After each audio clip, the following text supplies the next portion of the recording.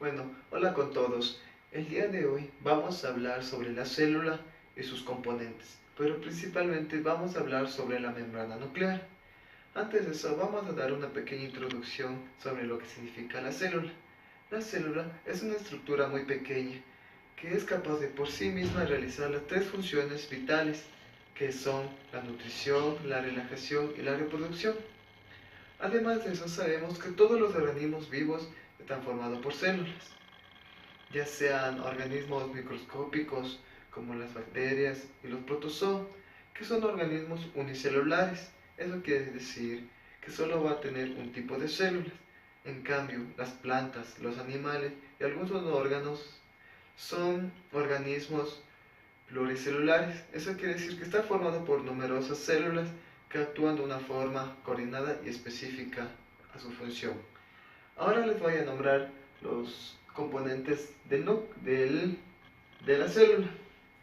Primero vamos a encontrar el retículo endoplasmático rugoso, que es el que se va a encontrar rodeando todo lo que es el núcleo, el aparato de Golgi, los microfilamentos, los microtúbulos, los ribosomas, los retículos endoplasmático liso, las fibras intermedias, la membrana celular, las mitocondrias, los centriolos, las vacuolas, los lisosomas y por último vamos a encontrar al núcleo, que este núcleo va a estar conformado por el jugo nuclear, el nucleolo y la membrana nuclear, que es la que vamos a hablar en este día.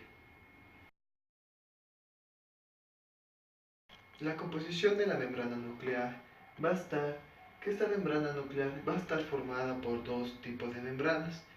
Una que va a ser una membrana externa y una membrana interna, donde la membrana interna va a estar en relación con el jugo nuclear y con el nucleolo. En cambio, la membrana externa va a estar en relación con el retículo endoplasmático rugoso, donde esta membrana externa va a tomar características de su estructura, por lo que se va a asemejar un poco al retículo endoplasmático rugoso. ¿Ya? Además de eso, en toda la membrana nuclear vamos a encontrar muchos orificios en todo su largo, que estos orificios los vamos a denominar como poros nucleares, que cada poro nuclear está conformado por un grupo de proteínas circulares que rodean una gran abertura central alrededor de 10 veces más ancha que la que puede ser de una proteína de canal que va a atravesar la membrana citoplasmática. Esto quiere decir que las proteínas que van a pasar aquí solo van a ser las proteínas selectivas que el núcleo necesita para su síntesis de proteínas, para su alimentación y su metabolismo. Funciones de la membrana nuclear. Una de las funciones principales que vamos a encontrar de la membrana nuclear es de la protección al núcleo, ya que en el núcleo vamos a encontrar el jugo nuclear y el nucleolo, que este va a contener a los cromosomas, que son la parte genética más importante de la célula, ya que gracias a estos cromosomas se va a poder realizar la síntesis de proteínas, tanto del ADN como el ARN y proteínas que son vitales para el organismo y para la célula misma. Otra función de esta es que posee, que le va a dar la forma al núcleo. ¿Qué quiere decir eso? Que algunos tipos de células van a depender del núcleo para tomar su forma específica, para y así realizar su función específica. La membrana nuclear se va a asemejar mucho a la membrana citoplasmática, debido a que ambas van a poseer una membrana interna y una membrana externa, y que van a estar compuestos por fosfolípidos y proteínas, que además que sirve de protección, que sirve para el movimiento y alimentación y excreción de la célula misma. Ya. Además de eso, que esto es una membrana sencilla y se basa en una lámina de moléculas lipídicas de espesor alrededor de 5 nanómetros y que se encarga de la protección de todo el núcleo celular.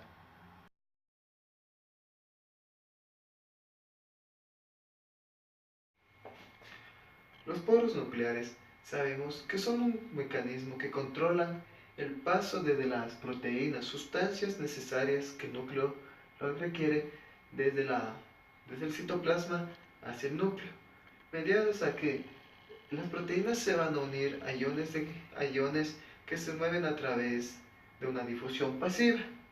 En cambio, las moléculas más grandes, como el ARN y algunas proteínas, no pueden atravesar estos poros nucleares por medio de la difusión, sino que van a realizar otro medio de transporte, que es el de transporte activo, donde estas moléculas se van a reconocer y se van a transportar selectivamente a través de un poro hacia adentro y hacia afuera. Eso quiere decir que las células se van a juntar entre sí, van a realizar un tipo de canal y van a atravesar continuamente entre ellas.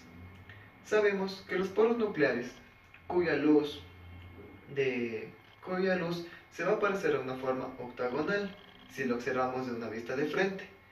Estas van a tener un diámetro aproximadamente de 750 angstroms de diámetro. Además de eso, que en su parte superior va a ser ancha y en su parte medial va a ser delgada. Esto quiere decir que estas se van a asemejar mucho a un reloj de arena, por su forma asanchada, delgada, asanchada. En cambio, estos poros nucleares se van a encontrar repartidos por toda la membrana nuclear, separados a una distancia aproximadamente de 1000 angstroms de cada uno. Un ejemplo del que realizan los poros nucleares es cuando las proteínas que son necesarias para las funciones nucleares se desplazan desde el citoplasma hacia el núcleo. En cambio, las moléculas que son formadas de ARN, que son formadas en el núcleo, se dirigen hacia afuera, hacia el citoplasma, por medio de estos orificios o poros nucleares. Como dato curioso de la membrana nuclear, vamos a saber que cuando la célula empieza a realizar mitosis, esta membrana nuclear va a desaparecer. ¿Cuál es el motivo de que desaparece?